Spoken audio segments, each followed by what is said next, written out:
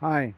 I talk a lot about getting jobs abroad because I think working abroad is I think it's the key to independent travel. Well, one of the keys, not the key, but it's important.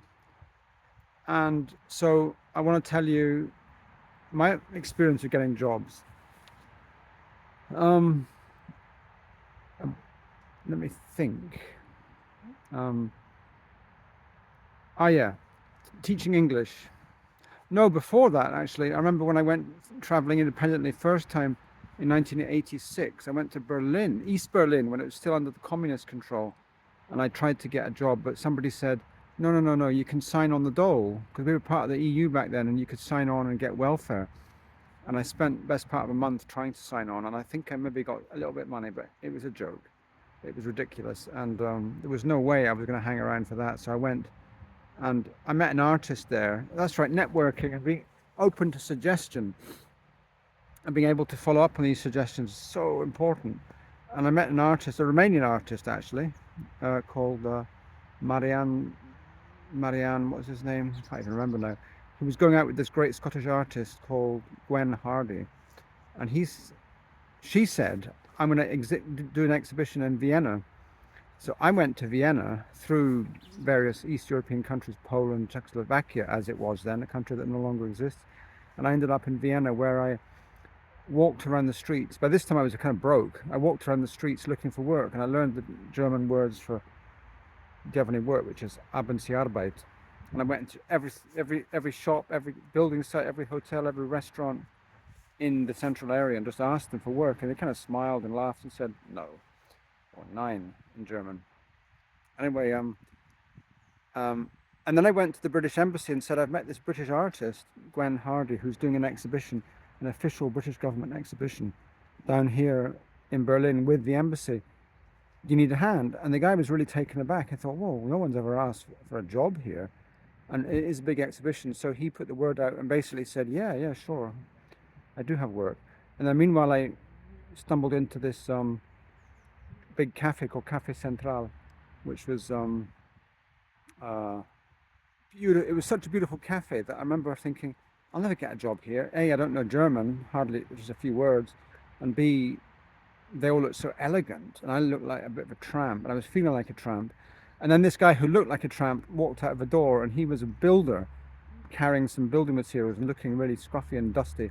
And I followed them to the other part of the building, and they were doing up this front part of what was a palace called Palais Ferstel, and it was an incredible. It was like going into a museum slash building site. And I said, "Have you got any work?" And they kind of looked at me and said, "Nine, go upstairs and meet the artist." So I went upstairs, and there was a bunch of people painting um, fabric that was going to be held up, stuck onto the wall to replace the old murals.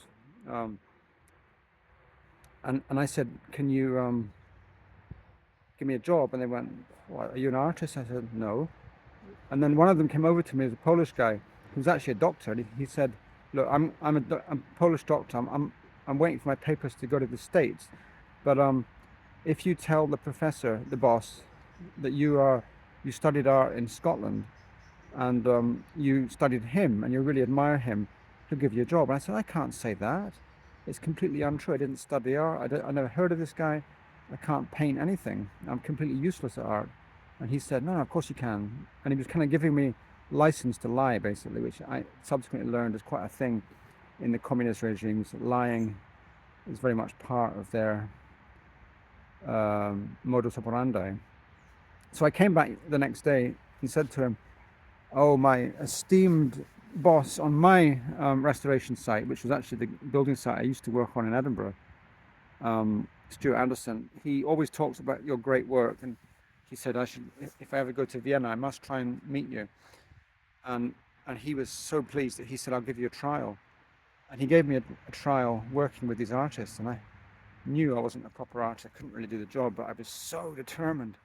And they were quite lazy. So I filled in all the gaps and did all the cleaning up and the tidying up and the organizing the materials. And once they'd finished the fabric, I'd be the first up the scaffold to hang it up. And I was so keen that when the Polish guy left, I became the kind of factotum or site manager almost. And that lasted for about 3 months, and it was amazing because I made a lot of money. Well, not a lot of money, a couple of grand. Back then was a lot of money. And then went on, which got me all the way to bed, obviously. And then the other job I got in Vienna was actually teaching English because I'd done this course called TEFL, which is a good backup thing to do for anyone interested in traveling. It stands for Teaching English as a Foreign Language. Teaching English as a foreign language, and you get this certificate that says, well, it basically teaches you how to teach. And it was actually an incredible course. I did it in a place in Norwich called Bell School of Languages. It was absolutely fantastic. And I only really did a little bit of English teaching. And in Vienna, I put a sign up at the university saying anybody needed a tutor. And I got a couple of students who needed help with essays. But I guess one of my main points about all this work business is it's good to have these backup professions like teaching English. Even if you're not English, you can still do it. I know Romanians who've got work teaching English all over the world because their English is superb. And then building work's another one, catering work's another one. And these backup professions are really handy later on in life because if you end up being a highly paid consultant or you have your own business or you get a really fancy job and it all goes wrong and you don't know what to do, you go back to your backup professions. Or if you want to travel again, so I'm all for the backup professions and the kind of attitude. It's always given me a kind of stability because it means that I know that I can get a job doing building work, driving work. I haven't really done much English teaching work, but I could, I guess, go and sell myself as an English teacher if I really had to. I can always get work. Work, it's always there. You just have to have the right attitude to it and the right openness towards it.